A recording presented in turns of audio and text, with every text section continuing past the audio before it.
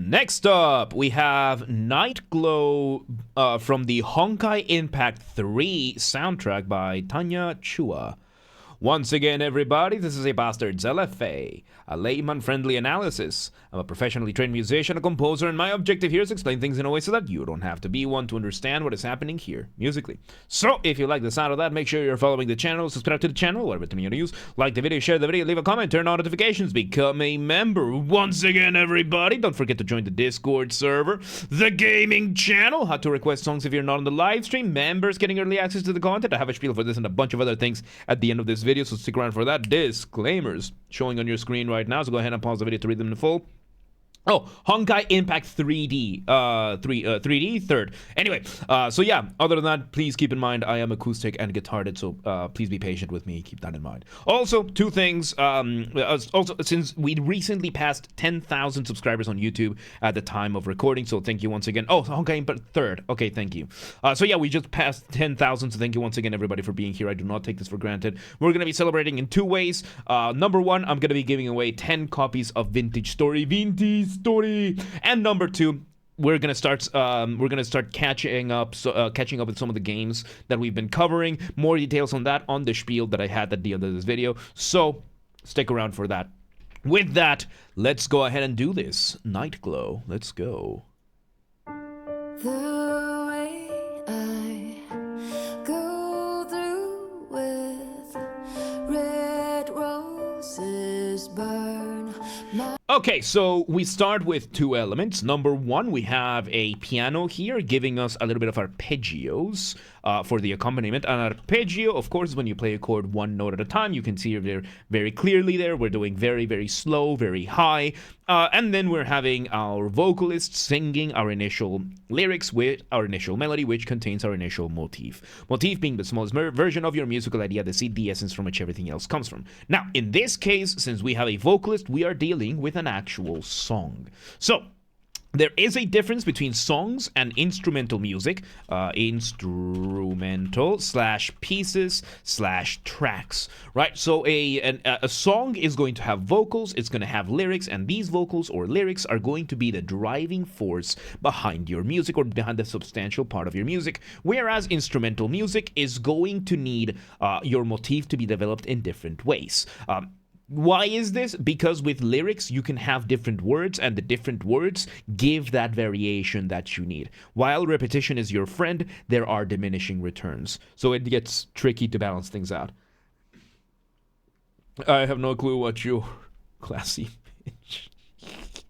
Alright, maybe. I see. I will say the thing after the video. Anyway, so yeah, with this, we are having our introduction of the song, and it seems we might be either singing the first verse or the first chorus. I'm leaning toward the first verse, so we're having the intro as the verse. In song, you have two main sections. One of them is going to be your verse, the other one is going to be your chorus, at least with contemporary music. Songs used to be different back in the day when...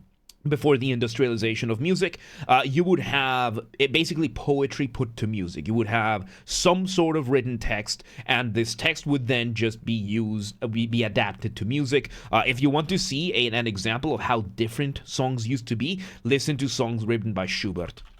Schubert is probably the best example of the classical romantic era or period of music and how those songs used to sound.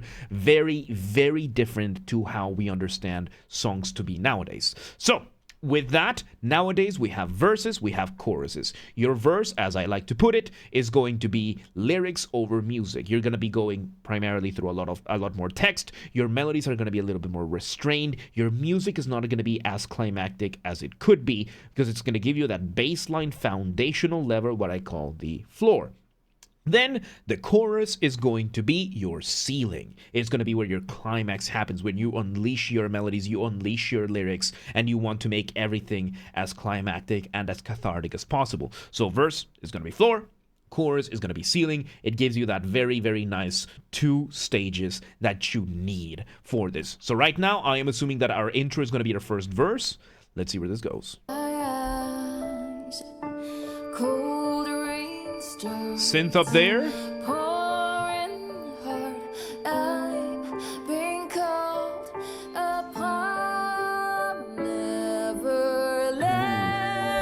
Chorus number 1. is why I did them all.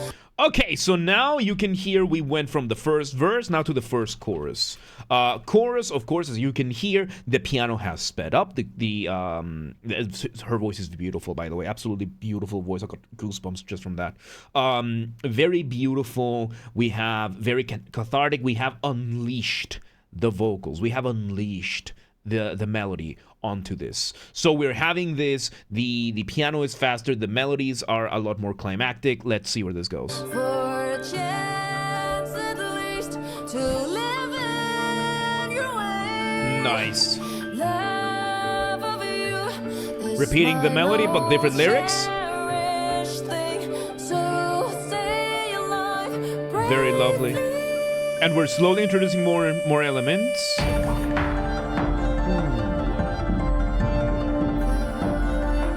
And now we go to our first post-chorus, which would be our instrumental break. As you can hear, we are now giving an instrumental break. We bring in the percussion. We have a variation of some of the chords being played. We're having now the vocalists singing more on oohs and ahs, more like behaving more like an instrument rather than the vocals. That's one of the beautiful things about the human voice, is that you can have it both ways with the human voice. Very, very beautiful. Very, very beautiful. Let's just see where this goes.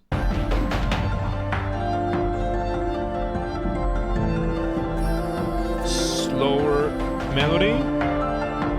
And in this case over here, using this little sample from the chorus, technically is not the driving force. The driving force is this other synth that we just got, from which the voice ended up doing a little bit of canonic imitation. I think it was canonic imitation. Canonic imitation is a way of call and response. Call and response. Call and response is a musical conversation. You have one part that does one thing, the other one does something else in response. Canonic imitation, to avoid going into the full 10-minute explanation, canonic imitation is just when the melody is repeated by both parts pretty much the same way. It's just a full-on repetition, but you can tell that it's a response. Let's see where this goes.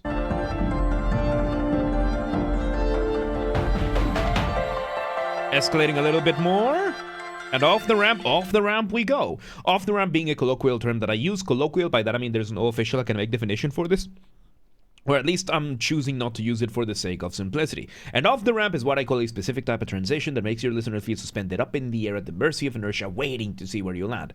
Kind of like going off a ramp. How do you do this? Remove the drums, maybe the bass as well, and in this case, yeah, that's exactly what happened. This can be as short as a couple of beats. It can be as long as an entire section. Let's see which one it is. There we go. I wish I Verse number 2. could wake from the dream each time. Another thing I'm loving about the verse is that we're taking that motif and we're developing it in very simple ways. The first way, of course, is with some sequencing. Sequencing is when you repeat a melodic idea from a different starting point. So let's take, for example, this motif over here. If I were to repeat it from a different starting point, then another one, we are just sequencing. However, it doesn't have to be the full thing. You can do a partial sequence. So for example, we could just stay the note C. It could stay the same. So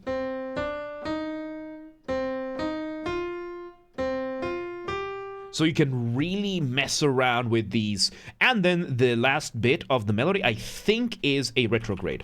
Has James done da capo? You mean we did? I don't think we explained da capo in the previous one. Or is that the name of a song? Because if that's the name of a track, that's dirty. Anyway, so a retrograde is when you play something backwards. So let's say we have this motif over here. So sequencing it would be this, but a retrograde would be to play it backwards. And I think we did that. A song, okay, because da capo is something used in ensemble that means to the head, which just means go back to the beginning. It just means you go back to the start. So yeah, name of the song, yeah, okay, I see. I don't remember right now. Anyway, let's see where this goes. I dream Bit of extra adornment from some of the other ones.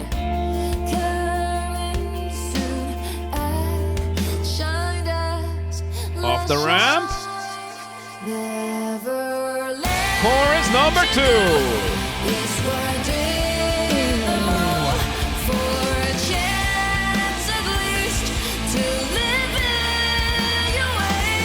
Okay, so as you can hear, we now brought the climax of this piece. The climax is usually going to be in between the last 1 to 2 minutes of your piece. In this case, it's a slow song, so it makes sense that we are like almost a little bit over a minute before the ending. But now we brought in the guitars, we let the drums go, very, very solid over here. And yes, the melody on the vocals over here, we're doing some repetition and a little bit of sequencing at the very end to get that bit little cadence over there that pushes us forward, right? Let's see where this goes.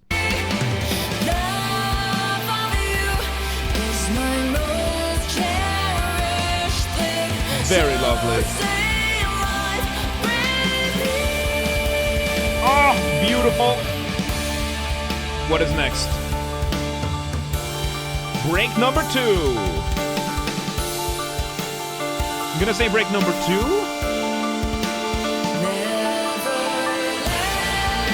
Okay, we have a quick break number 2 where we have a bunch of the instruments coming in. We kind of tease some solos, doesn't happen. Straight to chorus number 3.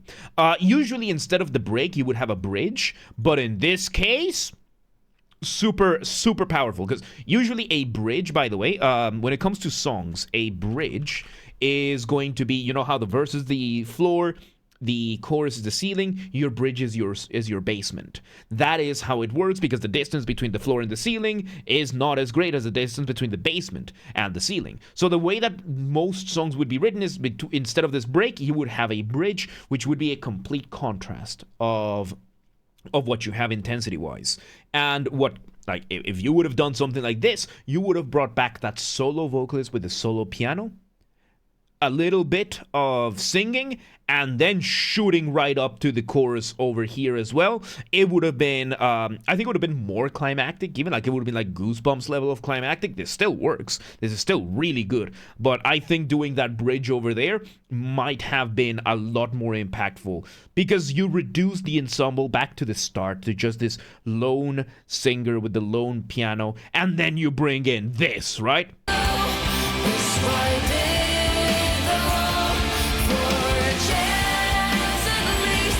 But we have more than one layer now of vocals.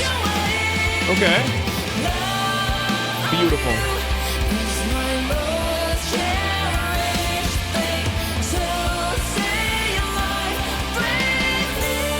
We reach that high note, and we take it back to the solo piano for our outro. I like that they kept the guitar, the guitarist just letting go of the note and just sliding down. That was a nice touch. Those are usually not intentional, but it sounded nice. So yeah, let's see. Okay, yeah, we play one more run. The music does its thing, and there you have it. What a beautiful song that was. Very straightforward. Like, this structure, the only thing that happened over here that is not super standard is that we had a second break instead of a bridge. After that, this was just mwah. I think a bridge instead of that second break would have been way more powerful. But hey, might have been too cliche. I'm not the one who made it. It's still beautiful. So yeah, there you have it. That was Nightglow by Tanya Chua from the Honkai Impact the Third soundtrack. What a beautiful song that was.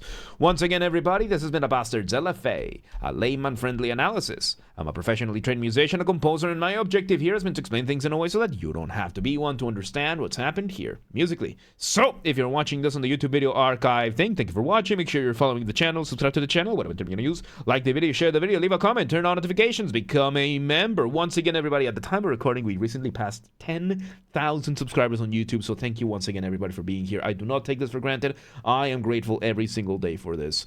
In celebration, we're doing two things, as I mentioned. Number one, I'm going to be giving away 10 copies of Vintage Story. Vintage Story! It used to be a Minecraft mod. Now it's its own standalone game. I prefer it. It's a bit more on the nitty-gritty side of things. So yeah, I prefer it, which is why I'm going to be giving away 10 copies. This giveaway is going to be happening in the Discord server. So make sure that you join the Discord. This is going to happen in the second half of February. So make sure that you join the Discord server for this. That's number one. Number two, we are going to be checking out some of the games that we cover from now on. Every 5,000 subscribers, we're going to be picking 2 of the games that we cover throughout the LFAs and trying them out. The more subscribers we get, the more popular the game. Basically, I just want to be able to see what we got. Right now, the first 2 games that we're going to be covering, number 1 is going to be Just Shapes and Beats. Number 2 is going to be Limbus Company. This is going to happen a couple of weeks after these videos get recorded, so probably in the second week of February or something like that, right? So make sure that you join the Discord server. Once again, join the Discord server. That's where everything gets announced first, whether it is the streams going live, videos going up in the channels, announcements, updates, the giveaways, everything gets announced there first. Of course, we also have the community over there. We hang out, we chat, we steal memes from other people's servers, claiming them as our own, and where I host a Vintage Story server. I have my own server. I built the damn computer just so that I could host it. That's how much I like the game, right? Linked in the description. Join the Discord server today and become a member of the community. Also share these videos with your friends, with your families, with your family's friends, with your friends' families. Those are 2 very distinct concepts, by the way. With your online and offline communities, go share these videos with everybody that you know. Also use the hype function on YouTube. We have a group on the Discord that coordinates for that. Linked in the description. Join the Discord is another reason. Go help the channel grow. Yes. Musicians, Tanya, Chua, or anybody else out there on YouTube or elsewhere, this is an open invitation. If you want any of my musical skills for any of your projects, whether it is my guitars, Mongolian throat singing, you know, the good old kind of thing, regular singing, voice acting, whatever it is, reach out, let me know, let's work together, let's collaborate, let's make stuff, right? And if you're in the audience and you know somebody that you would like me to collaborate with, reach out, let them know. Please do not harass anyone, please do not spam anyone. Be cool about things, don't be a rat. Members get early access to the content. I schedule the videos for the week on Saturdays, and if you're a paid member on YouTube, regardless of your tier, you get access to the videos when I schedule them, at least for the LFAs. So become a member today. If you want to listen to this without me interrupting you in 3.5 seconds, I'll be linking in the description down below. If you want to request a song and you're not on the live stream, check the pinned comment on this video. It has the instructions on what to do if you're on the live stream. Hold on for a moment. If you want to catch the streams when they happen, if you want to catch the streams when they happen live, we aim for Monday through Friday, 6 p.m. Central European Time. We stream live on Twitch, YouTube, and Kick so that you can tune in from whichever platform you prefer. Again, 6 p.m. Central Europe. If you're not in Europe, do not worry. We have the full up-to-date streaming schedule showing in your local time zone in both Discord and Twitch. Linked in the description. Another reason to join the Discord. So if you live in Piedra del Lobo, Wolfstone, and you're like, yeah, but what time is 6 p.m. in Hungary? I don't live there. Do not worry. Just go to Discord or Twitch and it's going to show in your local time zone. And follow the gaming channel. I have a gaming channel because, of course, I have a gaming channel. I'm on YouTube. What else could I possibly have? Games are Basterd. That's where I put the gaming after show recordings when they happen. Recorded live during the main channel's after show. And the recordings go here. Linked in the description. This is where the VODs for Just Shapes and Beats and Limbus Company is going to go. The unedited ones. So yeah, linked in the description or just search on YouTube. Same username as James R. Basterd. Just swap the J for a G and you got it. And yeah, there you have it. Nightglow, Honkai Impact the Third. What a beautiful song that was, dude. That was awesome. Really good stuff, man. Really good stuff. But yeah, let's move on.